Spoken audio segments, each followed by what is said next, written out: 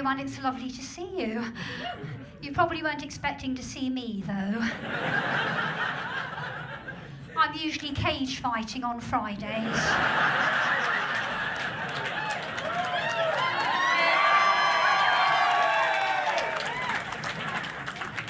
My name's Sally and I'm married to Roger. Roger gave me a gym membership for my birthday. I was expecting a widow's pension.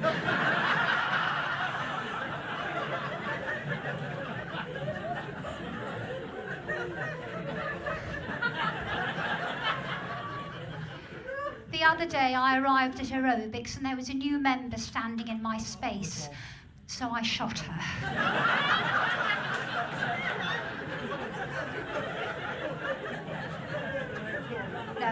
No, of course I didn't. I just bided my time, and when she was leaning down for some hand weights, I popped some ketamine into a water bottle.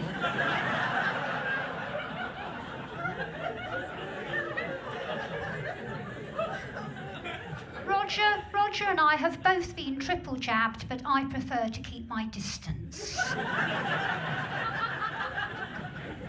For example, I have my lunch, usually a tuna baguette and a chicken cup of soup, on a tray in front of the television so I can catch up on the latest episode of My Lover, My Killer. If I want a bit of light relief, there's always the Jeffrey Dahmer story. Roger has his lunch on a tray in his study because he's still working from home. Sometimes I mess with his head by taking him coffee in a mug marked tea.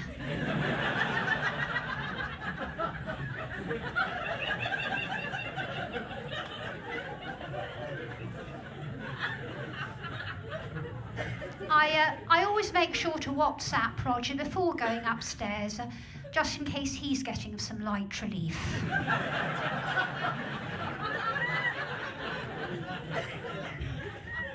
We don't want a repeat of the coronation fiasco.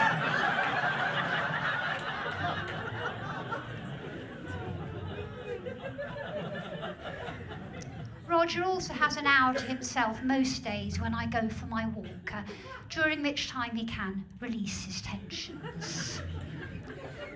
Now, ladies, we know that men have needs, but we don't have to be there when they satisfy them.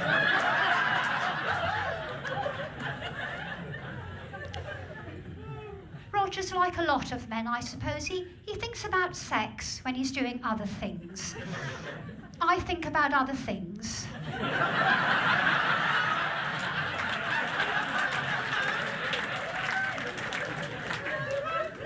When I'm doing sex with Roger. He's not very romantic either. If I want my hand held, I have to go to the nail bar. Thank you. Sex with Roger. It's like going to the hairdresser.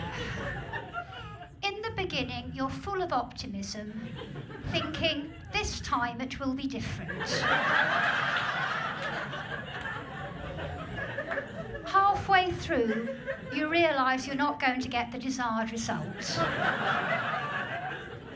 And at the end, even though you're disappointed, you say, thank you, that was lovely.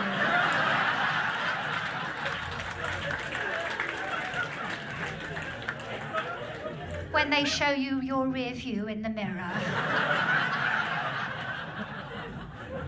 And 6 weeks later, you have to do it all again. You might think that Roger would be good at sex because he spends so much time practicing when I'm not there. But sadly, that's not the case. So you can understand how upset I was when he said to me recently, "You are so predictable. Why don't you ever surprise me? Dress up or something."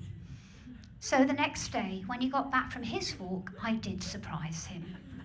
I was wearing his mother's clothes.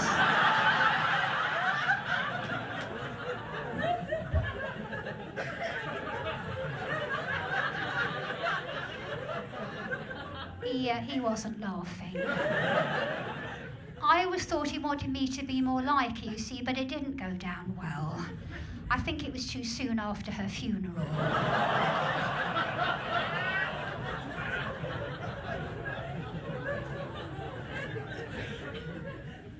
If I'd known Roger had a weak heart, I'd have done that ages ago.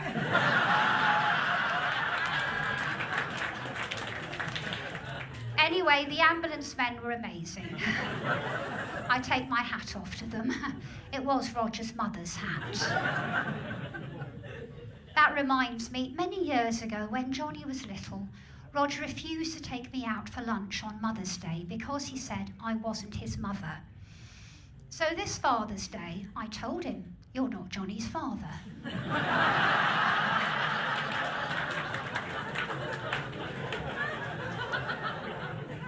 Now, you might think that was unkind, or even cruel, but Roger's been doing a number of things recently that really irritate me, like waking up.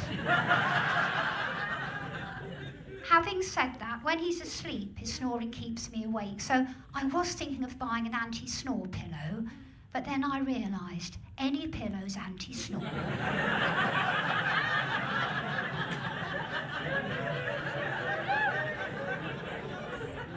If you put it over someone's face. A few days later, I had a surprise. I was in the supermarket and I needed the loo, and you know what? They've got a condom machine in the ladies at Tesco. I know you're surprised. You thought I shopped at Waitrose, didn't you? As I was leaving Tesco, I was approached by a homeless man who said, "Any change?" I had to tell him, "Sorry, no, my husband's still useless in bed." But I did give him £1. Now, I was a late starter sexually. I was 20. That's because I wanted the first one to be special. And he was. He had special requirements. He could only become aroused if I covered him in baby oil while he was watching videos of Only Fools and Horses. Then he asked me to dress up as Trigger and to call him Dave. The one after that wanted to be treated like a baby, so I dressed him in a nappy and I popped him in a cot, and then I left him crying with a childminder while I had dinner with his dad.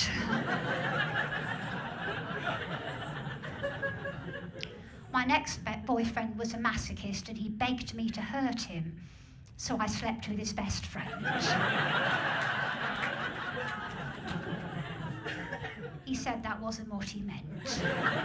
So I had to think of something else. I waited till he videoed the whole of the Japanese Grand Prix, and then, just as he sat down to watch it from the beginning, I told him who'd won.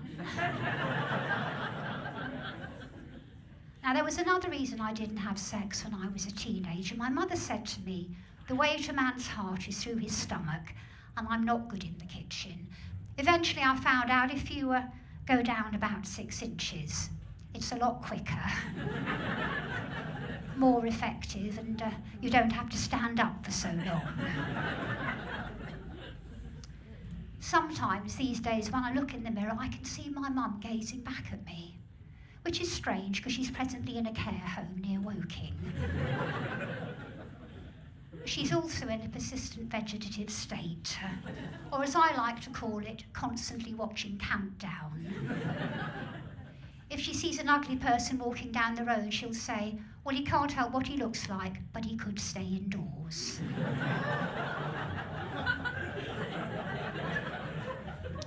She said that when she first saw Roger. But I wasn't put off. Within weeks of our meeting, we'd moved in together and we were doing the things that married people do, having sex when only one person wants it, not having sex because the other person doesn't want it, and lying together silently, side by side in the darkness after sex, which neither of us wanted, but both of us thought the other one did. You don't plan not to have sex with the person you marry. It's a bit like buying some food you've got every intention of eating. Then weeks later you find it at the back of the fridge or the cupboard. It's past its sell-by date. You don't fancy it anymore. And you can't even work out why you bought it in the first place. I sometimes think I'd rather read a good book than have bad sex, though I can do both at once. These days I do my best not to overstimulate Roger, and to that end I only ever serve decaffeinated coffee in the evenings as a precaution, but if I really want to dampen his ardour, I replace his Viagra with laxatives. I will occasionally oblige, I give him a hand, because I find afterwards he's much more willing to clean the oven. Little tip there for the girls. And one more tip while we're on the subject, ladies, don't get your hysterectomy on Groupon.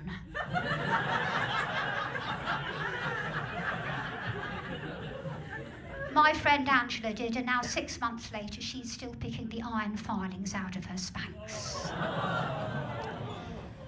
Now, Angela's divorced and she doesn't have anyone to clean her oven, but she has found this marvellous app that helps her meet suitable men. It's called Check a Trade. Anyway, I think it's time I went. I've been Sally Firth and you've been lovely. Thank you.